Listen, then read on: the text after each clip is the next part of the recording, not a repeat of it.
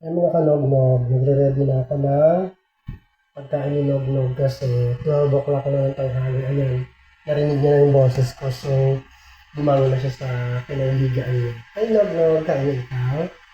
Alam niya na nagugutom na. Pag ganitong oras, alam niya na yung...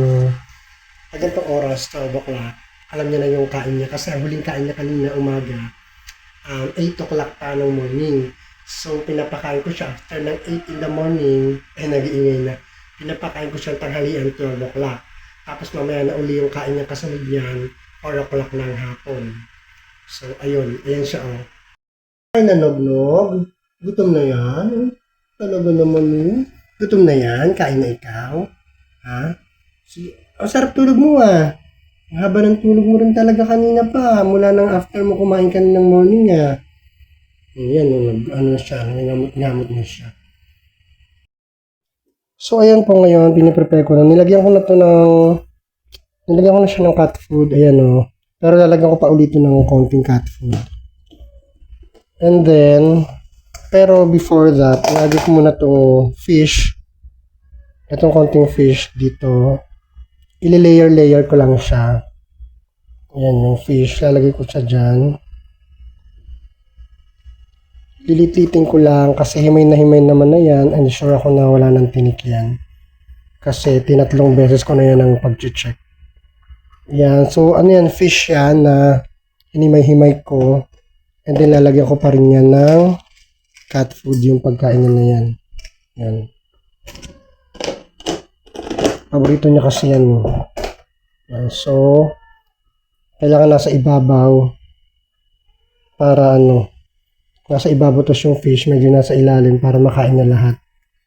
So, no, let's eat na. Halika na. Kain ka na rito, dali. Ayan, susunod na yan siya. Ayan na, kain na. Ayan na.